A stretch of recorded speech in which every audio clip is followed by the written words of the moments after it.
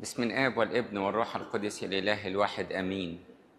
كل مرة كان يتعامل ويتكلم السيد المسيح مع الناس والتلاميذ أيام ما كان المسيح على الأرض، كان يتبع طرق متنوعة، ما كانتش طريقة واحدة في التعامل وفي الكلام. كان مرة يسأل أسئلة حوارية ونقاشية علشان يفتح باب للحوار، عشان يدخل جوه أعماق الإنسان اللي بيتكلم معاه. يعني مثلا يجي لبطرس يقول له أتحبني؟ ده سؤال يخاطب المشاعر من جوه.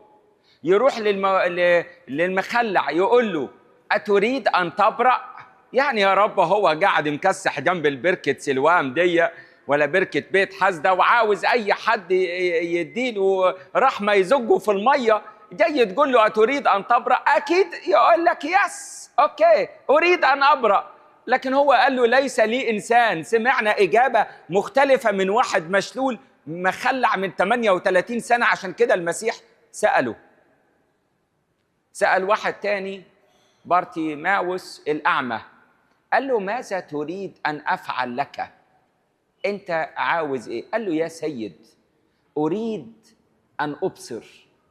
فقال له يسوع إيمانك شفاك. فأبصر في الحال، في لحظة ما قال له إيمانك شفاك. يتبع طريقة تانية يسوع المسيح في التعامل غير الأسئلة الحوارية والنقاشية، إنه يوصي وصية جديدة أوصيتكم أن تحبوا بعضكم بعضا. يوصيهم إنه لا يبرحوا أورشليم، يدي وصايا للتلاميذ. مرة تانية يطلب، يقول لهم اذهبوا وكرزوا في أورشليم وكل اليهودية والسامرة وإلى أقاصي الأرض. اذهبوا واكرزوا وعمدوهم باسم الآب والابن والروح القدس. هو هنا بيدي طلب، يروح يقول لمتى اتبعني، يقول لك فقام وتبعه. هو بيدي اوردر. ومرات كتير قوي زي ما سمعنا النهارده في انجيل العشيه انه كان يعمل ايه؟ يكلمهم بامثله، لدرجه انه الكتاب يقول وبدون مثل لم يكن يكلمهم. دايما يبسط الامر لابعد الحدود، يفهمه المتعلم وغير المتعلم. يعني خرج الزارع ليزرع، دي مين يفهمها؟ الدكاتره؟ كل الناس. لكن لو يتكلم عن الكربوكسي سيلولوز وكيف تتكثف الماء ال H2O زائد ال O2 يدينا H2O، وده لاتيني يابا ده ولا ايه يا عم؟ ده مش كل الناس اللي هتفهمه. يبقى هو كان بيتكلم بأمثلة بسيطة للغاية يفهموا كل الناس. ولكن هنا السؤال، مرة واحدة بس يسوع المسيح ألزم التلاميذ أن يصنعوا شيئا. كل مرة يكلمهم، يسألهم، يطلب منهم، يكلمهم بأمثلة، ولكن المرة دي ألزمهم. متى ألزم يسوع التلاميذ أن يفعلوا شيئا؟ يرموا الشبكة ويصطادوا السمك. كتر ألف خيرك، إجابتك غلط. إيه يسهروا؟ أيوة حضرتك اسهروا إيه؟ إجابتك برضو غلط. كتر ألف خيرك، شكرا. هو قال ألزمهم أن يصنعوا شيئا. ما هو هذا الشيء؟ اتفضل. أنت كنت معاهم ولا إيه؟ ولا بتراجع الكتاب وكلام الكتاب وما أحلى ما في الكتاب؟ بعد المعجزة الوحيدة التي ذكرت في الأربع أناجيل وهي معجزة إشباع الجموع، بعد معجزة إشباع الجموع ألزم يسوع التلاميذ أن يركبوا سفينة ويذهبوا إلى العبر الناحية المقابلة لحد ما هو يصرف الجموع.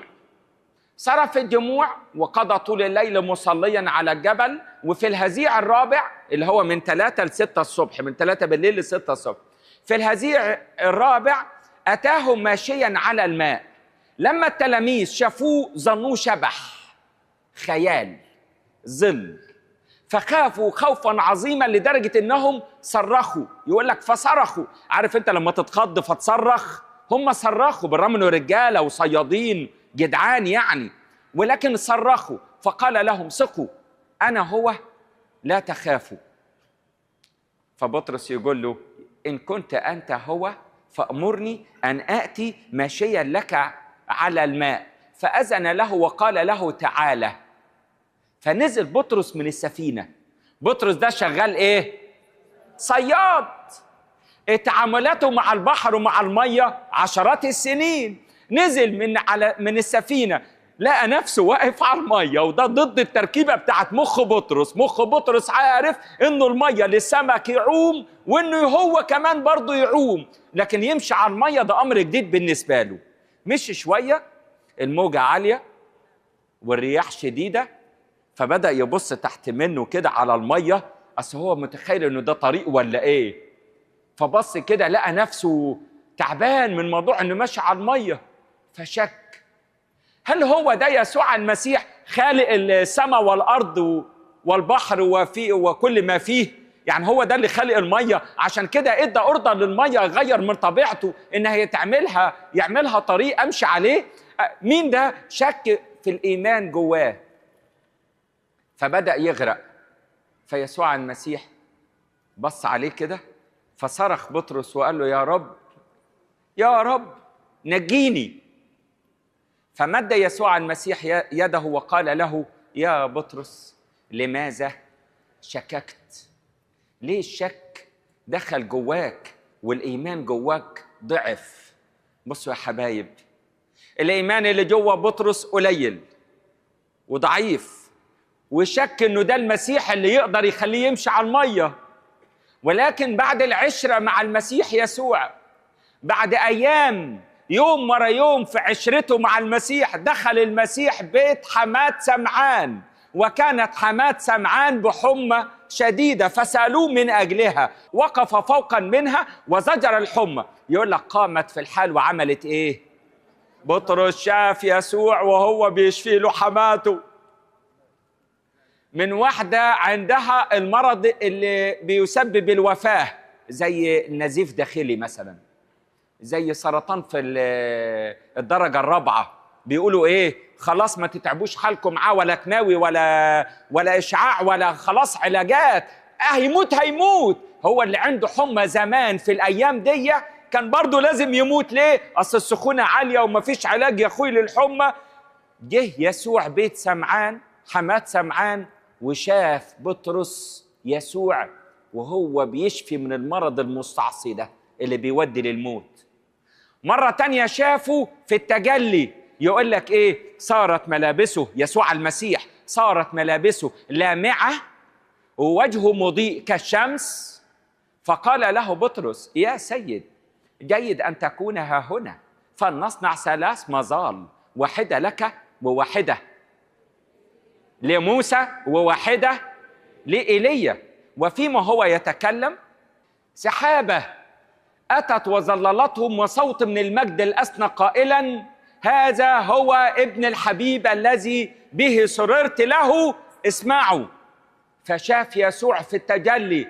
يا ترى الإيمان رايح جواك على فين يا بطرس؟ يقول له بيزداد يوما فيوما. شفت ايه تاني يا بطرس؟ يقول ده انا شفت لما يسوع كان ماشي في الزحمة والناس حواليه كتيرة بلا عدد، وجدت سيدة نزفت دم منذ 12 سنة ولمسته فبرئت في الحال. فقال يسوع: من لمسني؟ فقال بطرس، اسمع بقى، قال له: يا رب، إن الجميع يزاحمونك والكل يضايقونك، وأنت تقول من لمسني؟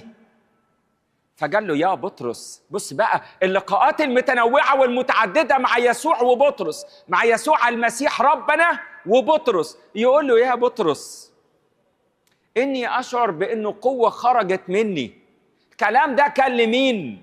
مين تاني غير بطرس سمعه؟ اللي حواليه، بس الكلام موجه لمين؟ لبطرس. شوف بقى البطرس ده إيمانه هيوصل لفين. شفت حاجة تانية، بطرس يقول: ما أنا كنت ماشي معاه في نفس الموكب اللي ماشي دي المسيرة، وراح يسوع دخل بيت واحد اسمه يايروس، وكان بنت يايروس ماتت. ولكن أنا بعيني شفت يسوع المسيح لما راح مد إيده ومسك يد ابنة يايروس وقال لها: يا صبية لك أقول قومي. فقامت في الحال وقال لهم ما تتضايقوش، ده كانت نايمه. ده احنا اصلا بعتنا لابوها وقلنا له ما تجيبش المعلم، ماتت. هو احنا مش هنعرف نفرق ما بين اللي مات والنايم؟ ده ميته.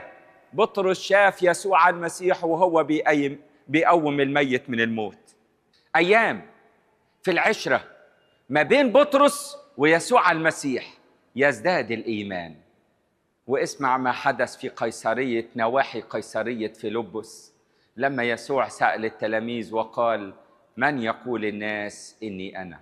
ردوا عليه التلاميذ وقالوا له: الناس بتقول إنك أنت يوحنا المعمدان، وآخرون يقولون إنك أنت إيليا، وآخرون يقولون إنك أنت أرميا، وآخرون يقولون إنك أنت أحد الأنبياء. أما أنتم فمن تقولون إني أنا؟ مين اللي جاوب؟ بطرس. بطرس يزداد الإيمان يوما فيوما، فينطق بطرس ويقول: أنت هو المسيح ابن الله الحي. إيه الكليات الإكليريكية اللي درست فيها يا بطرس؟ والمعاهد اللاهوتية والدراسات العليا والبحث العلمي والثقافة التي اقتنتها يا عم بطرس أنت يا قديس، عشان تعرف المعنى اللاهوتي والمعنى العميق لشخصية يسوع المسيح، وإنك تقول عنه هو الله. أنت عرفت الكلام ده منين؟ ده شغل علوي، ده أكيد في حد قال لك. هو أنت عرفت من نفسك؟ جبت الكلام من حالك؟ لا لا لا لا، أنت كده يتخاف منك يا بطرس. أنا نقعد جارك ونشوف يا ترى أنت جبت الكلام منين. يسوع المسيح يقول له: طوباك. طوباك يعني يا بختك يا هناك. أنا نفسي في مرة أسمع طوباك دي، إحنا بنقولها طوباك يا نبابولا، طوباك يا ماري جرجس النهارده، صح ولا إيه؟ لكن طوباك دي يا بختك يا هناك دي سمعها إزاي دي؟ قالها له يسوع المسيح من فمه، قال له: يا بطرس طوباك. ليه؟ لأن دما ولحما. عارفين يا حبايبي الدم واللحم ده اللي هو إيه؟ شايفين بابا؟ بابا ده ما عبارة إلا عن، عارفين إيه؟ دم ولحم. ده بابا، ده أبويا. إيه؟ عبارة عن إيه؟ دم ولحم. قل لي يا أبويا مين هو يسوع المسيح؟ يقول لي: يا ولدي أنا هقول لك اللي أنا عارفه، واللي أنا عارفه أنت عارفه. هقول لك إيه جديد؟ أنا آسف وقفت، اتفضل. لكن هقول لك إيه جديد؟ قال له: دما ولحما لم يعلن لك. ما جاش بني آدم يقول له بطرس مين يسوع. أمال مين؟ قال له: أبي الذي هو في السماوات هو أعلن لك. الإنجيل ده يا حبايبي يعلن لنا بكل تأكيد إن تكوين المعرفة الحقيقية لشخص يسوع المسيح ليست بالدراسات ولا الثقافات ولا الإقناع والعقل والمنطق، ولكن هو إعلان سماوي. عشان كده إحنا كنا كلنا محتاجين للمعمودية. شني أبونا من رجلي وغطسني في جرن غويط. كانت دي المعمودية وكان ليا ميلاد جديد. حصل لك ايه في الميلاد الجديد؟ هو احنا بنتعمد امتى؟ قال لك يوم حد المعمودية، حد التناصير. حد التناصير في الصيام الكبير احلى يوم للمعمودية. يا كنيسة هتقروا لنا انجيل ايه؟ يقول لك انجيل المولود اعمى الذي في يوحنا 9 اتى بصيرا. بصيرا؟ اشمعنى الانجيل ده؟ اصلك يقول لك المعمودية تدينا الاستنارة وتدينا البصيرة، ونقدر بس نعرف ونتعرف على يسوع المسيح. طيب بدون المعمودية لا يقدر أحد أن يقول إن المسيح رب إلا بالروح القدس. يبقى لما تيجي تقعد مع الناس عشان يعرفوا يسوع المسيح، اوعى تفكر إنه بالعقل وبالمنطق. ده إعلان سماوي يا ريس. فيفضل إنه يشوفوا فيك المسيح بس كده. يروا أعمالكم الصالحة يمجد أبوكم الذي في السماوات. بس مش بالعقل وبالمنطق وبالكلام. ده حاجة اسمها يا حبايبي إيمان، والإيمان أعلى من العيان. العيان لما في سنة 67 الست العذراء ظهرت على قبب كنيسة العذراء في الزيتون، واليومين دول بيقولوا ماري جرجس بحصانه بيظهر في الرزيجات. والعذراء تظهر في الوراج. عارفين الظهورات دي لمين؟ للناس اللي ايمانها ضعيف او عديم الايمان او اللي ايمانها ميت او اللي ما عندهاش ايمان. هو ده الظهورات.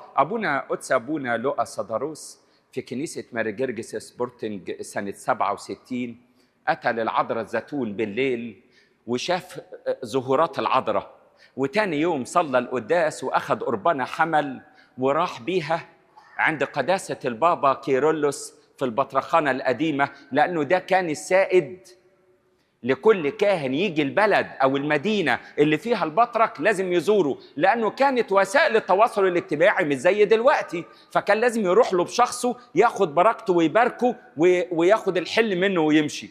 فابونا لؤى صدروس يقول في الذكريات بتاعته انه دخل على قداسه البابا كيرلس، قال له ايه ده ابونا لؤى صدروس جيت امتى؟ قال له انا جيت امبارح، رحت العذراء الزيتون، شفت ظهورات ام النور الطاهره البتول المطوبه الست العذراء مريم الحمامه الحسنه، وصليت قداس وجايب لقداستك قربانه حمل. هو قداستك ما رحتش تشوف العذراء؟ قال له يا ابونا يا ابني انا العذراء معايا هنا كل يوم، انا مستني اروح الزيتون. شايفين مستوى الايمان بيختلف مستوى الايمان. قال له انا العذراء معايا هنا وانا مستني لسه اروح الزيتون. الايمان غير العيان.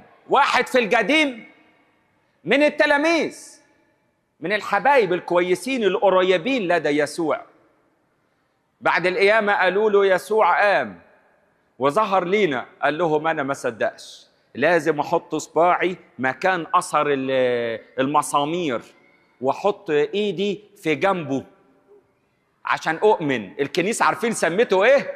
شكاك. توما الشكاك. ليه؟ علشان عاوز العيان الماده الملموسه المحسوسه يحط بايده ويحس ويبص بعينه ويشوف، وده غير الايمان بالمره.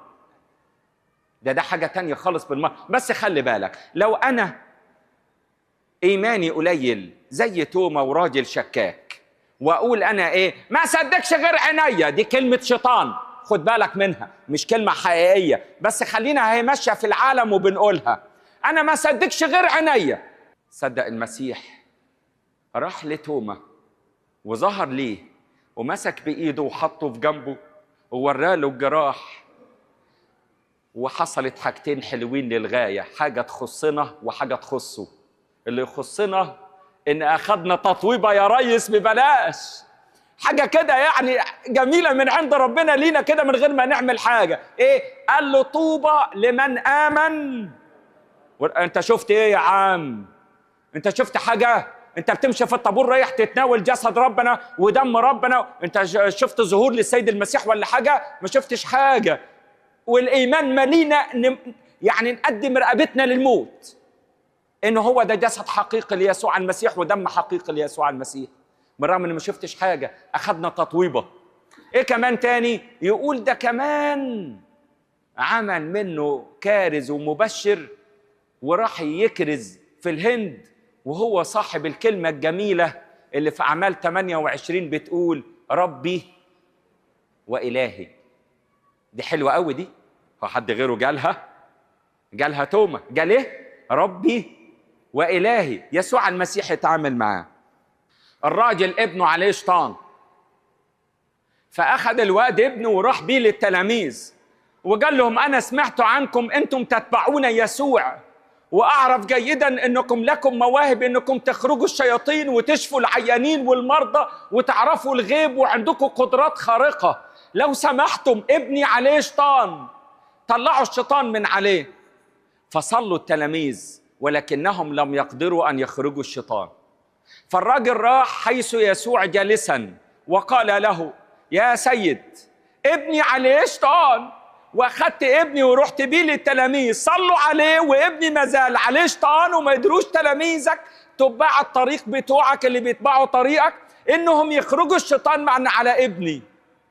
تحنن علينا فقال له احضروا. فراح الراجل جاب ولده وحطه قدام يسوع، فبدأ الواد لما جه قدام يسوع يتمرمغ في الأرض ويزداد مشاكسة وتعصبا أكتر وهو في الأرض. شوف يا أخي، لما جابوه عند يسوع ازداد الشيطان فيه أكتر. إزاي بس الكلام ده؟ فجاء سأله يسوع، قال له هو كده من إمتى؟ من أي وقت؟ قال له منذ صباه، يعني من هو صغير. والشيطان كان كثيرا ما يرميه في الماء، وأكثر كان يرميه في النار. وتألمنا كتير. يا سيد تحنن علينا وأعنا، أتستطيع؟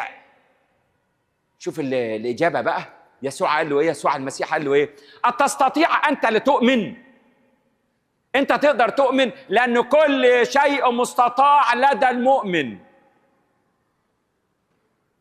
فقال له أؤمن يا سيد. أعني يا رب عدم إيماني. أنا أحكيها لكم ببساطة. هو بصراحة الراجل ده عمل كل حاجة عشان الواد ابنه يخف. زي إيه؟ زي لما راجل مننا ابنه يعيا، فيروح يعمل له التحاليل والإشاعات والكشوفات ويجيب له العلاجات، ولو سفرية ولا حاجة يمد إيده للناس ويشحت ويسفر ابنه بلاد بره يتعالج الواد، ويرجع بالواد برضك مقعد وتعبان.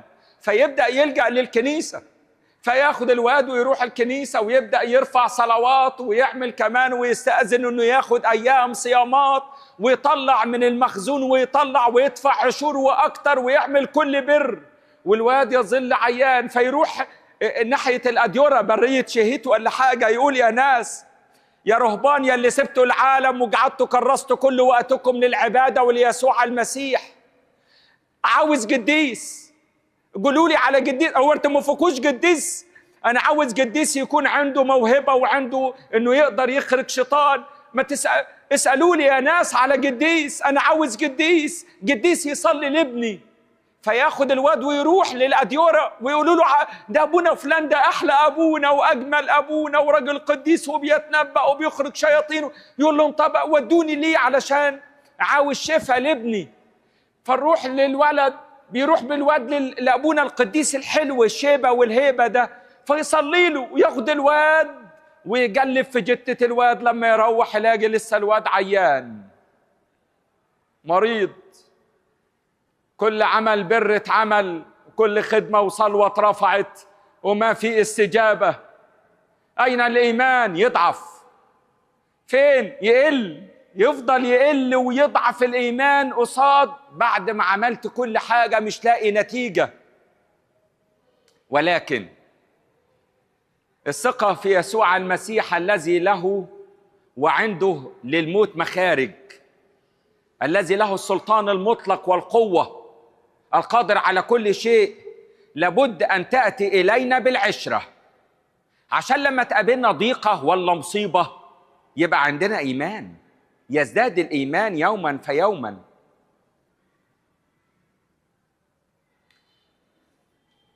من أقل من 10 أيام قالوا لي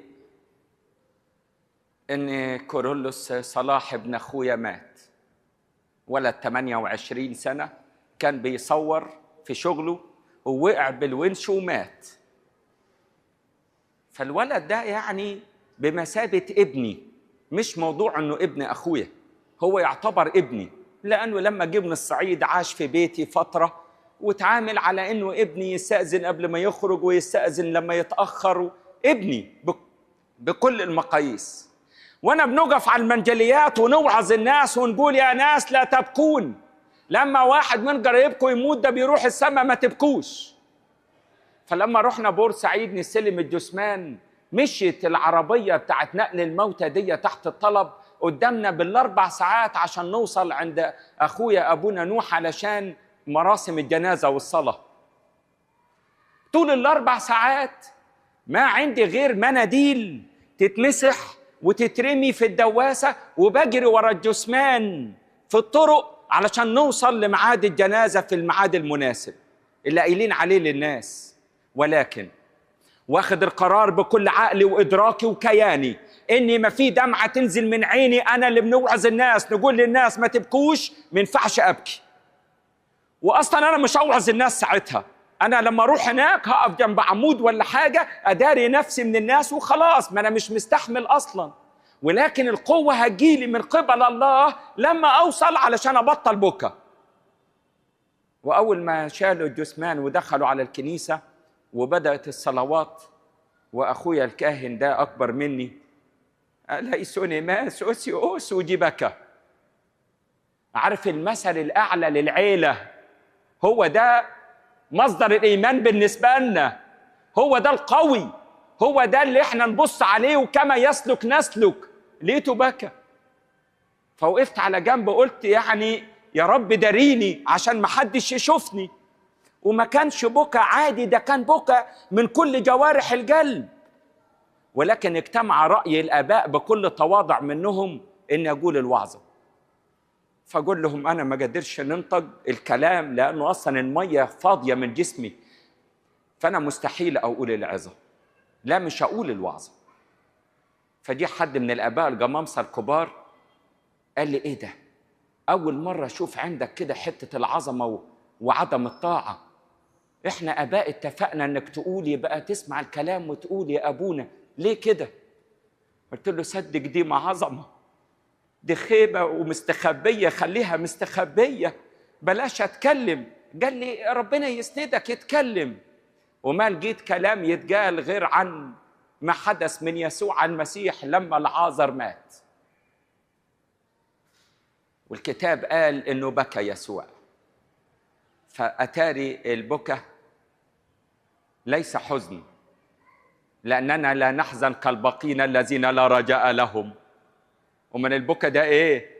ده البكى ده تعبير عن المشاعر الفراق اللي حاصلة دلوقتي، ولكن احنا كلنا رجاء وفهم وإدراك وإيمان إن الواد في السماء.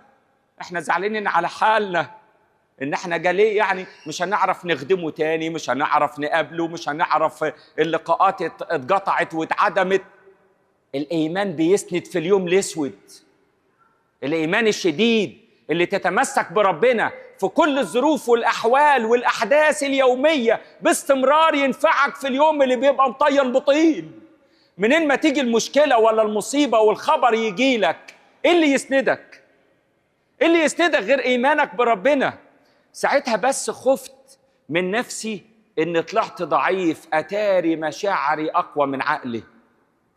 ولكن الإيمان سند برضه. المشاعر أنا أقول نبكيش، ده عقلي، لكن المشاعر تبكي.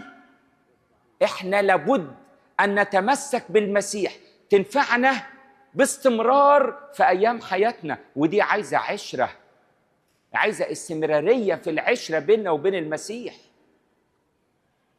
لما المسيح قال له أنت بس تستطيع أن تؤمن، قال له أعن يا رب عدم إيماني، في إنجيل آخر ضعف إيماني.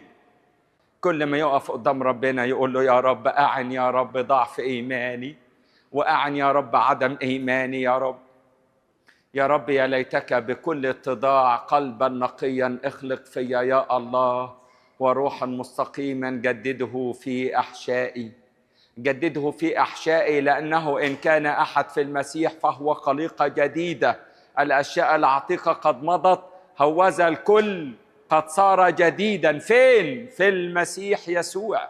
الإنسان مننا يبقى مسيحي. الإيمان يزيد لما أتذكر وعود ربنا ليا. أصله إيه اللي خلاني أتطرق لموضوع الإيمان؟ لقيت النهاردة في عشية ماري جرجس، سألته قلت له إيه اللي خلاك تموت بس؟ حد يقدم نفسه للموت؟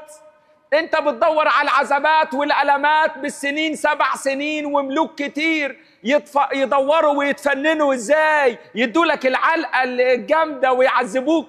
أنت بتعمل كده ليه بس يا عم جرجس أنت؟ فقال لي ما في حاجة جبلت علي هذه الآلام غير تمسكي الشديد بالإيمان. صدق لو وطى راسه وقال ايه؟ قالوا له انت مسيحي، يقول لا مش دلوقتي، مش مسيحي خلاص، عديها يا عم، مش مسيحي وخلاص يا عم، وتعدى. ما كانش تبقى في كنيسة اسمها ماري جرجس، كنيسة ماري جرجس، ولا عيالكم تسموها جرجس، ولا يتعمل نهضة ولا يضرب بيه المثل ولا يبقى قدوة ومثال قدامنا الشهيد القديس العظيم ماري جرجس. امال ايه اللي عمل منه شهيد وعظيم وقديس؟ التمسك بالايمان. يا ليتنا نتعلم ان نتمسك بالايمان كل يوم. ومن اكتر الحاجات اللي تخلينا نتمسك بالايمان وايماننا يزيد ويعن الله ضعف ايماننا وعدم ايماننا هي العشره التي تتكون بيننا وبين المسيح. هو ازاي الحبايب بيبقوا حبايب؟ ازاي الحبايب بقيوا حبايب؟ ازاي؟ عايز اجابه. صح، الحبايب بقيوا حبايب اولها لقاء. لازم نتقابل يا ريس ونتعرف على بعض، واسمك واسمي، نحب بعضنا بعضا. يبقى الاول ايه؟ لقاء. ولما يحصل هذا اللقاء تحصل حاجه تانية اسمها اعجاب. اصله هي اعجبت بابوتي وانا اعجبت بخدمتها وشخصيتها ووداعتها، فحصل عمليه اعجاب بيننا وبعضنا البعض. الاول لقاء، تانيها اعجاب، وتالتها واساسيها العشره. يبقى في بيني وبينك عشره. ده العشره تهون كتير. العشره يا على العشره. ده يقول لك لما راجل يكون كبير واقول له مالك ماشي ماسك في الهانم وخايف عليها كده ازاي يعني؟ يقول لي يا ابونا ده بيننا وبين بعض 25 سنه، ده في تأبيده بيني وبينها. العشره اقول له عمره ما اتخانقتوا؟ يقول لي ده انا ياما غضبتها وبديتها بيت ابوها في اول الجواز، بس خلاص السنين يعني خلاص يا ابونا. بقي بيني وبينها ايه؟ عشره. العشره بيني وبين المسيح تزود ايماني وتعمل مني ايمان. بطرس بعد قيامه المسيح ب11 سنه، 11 سنه بعد القيامه، جه ملك اسمه هيرودس اغريباس قبض على يعقوب اخو يوحنا وقتله. في اعمال 12 الكلام ده. قبض على يعقوب من تلاميذ المسيح اخو يوحنا وقتله، وليه؟ انه هذا الامر يسر قلب اليهود ويرضيهم عليه، فقال بس دي شغلتي، هصطاد التلاميذ واحد ورا واحد، وإناس الله أضع يدي عليهم وأقتلهم واحد ورا واحد. هاتولي بطرس. الدور على بطرس. جابوا بطرس رايح يقتله زي ما قتل يعقوب. قالوا له دلوقتي احنا في ايام الفطير، بعد عيد الفصح بيوم ولا 2 نبقى نقتله عشان ما يحصلش شغب في الشعب. فقال لهم ماشي، احبسوه. حطوه في السجن. والليله اللي صابح بطرس يموت يقتلوا مين؟ هيرودس اغريباس. يقولوا انه جابوا عسكري في ايده اليمين وربطوه، وعسكري تاني في ايده الشمال وربطوه، وربطوا رجليه بسلاسل ودخلوه جوه السجن الداخلي، بوابه التالت بوابه، وحطوه في السجن وربطوه وقعدوه على حاجه زي المصطبه كده، وقالوا له بكره هتموت، جهز حالك، القتل بكره، تنفيذ حكم الاعدام بالقتل بكره. وسابوه. وفي بالليل جه ملاك الرب فك السلاسل من ايدين بطرس ورجليه، فك السلاسل منه، ويقول له قوم عشان اطلعك بره. يلاقي بطرس نايم. يقول الكتاب ايه بقى؟ ضربه في جنبه. يعني عارف الممرضات الشاطره قوي يعلموها كده، اللي لما تروحي تصحي الانسان المريض تعملي له كده. ليه؟ اصله هنا ياما بسوه هو صغير وحبوه، ويقولوا له ادي كيس لعمه يبوس هنا في الحته دي.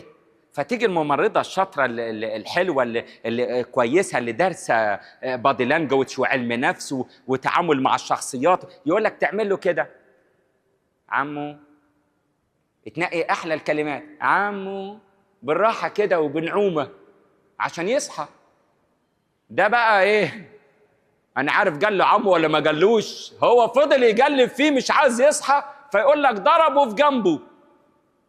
ده نايم نوم عميق. من اين اتى اليك النوم يا بطرس وانت هتتقتل بكره؟ غريبه قوي يا اخي.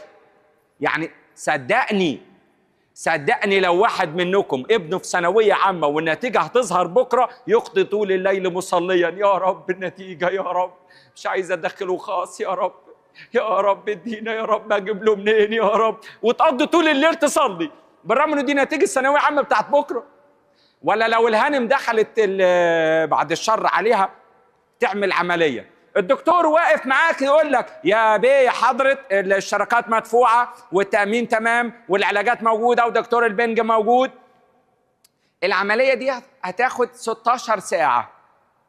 تلاقي نفسك واقف على باب أوضة العمليات، يا رب اديت شفاء، يا رب لله نازفة الدم ادي الشفاء لمراتي، يا رب ايدك قبل ايد الدكتور بشفاعة العذراء والانبا انطونيوس والانبا بولا والانبا كراس ومارجيج. يا بنتي كان فين الصورة اللي معاك اللي فيها القديسين عشان تشفع بالقديسين كله؟ يجي يقولوا لك يا بيه اقعد ارتاح، يقولوا منين اجيب الراحة وانا مراتي في العمليات؟ يا بيه طب كل لقمة، ومنين تيجي النفس للاكل وانا مراتي في العمليات؟ طب ده ثواني بس، هو مش انت اللي تعبان، ده الست هانم. بطرس ما كانتش الست هانم، ده كان هو اللي هيموت.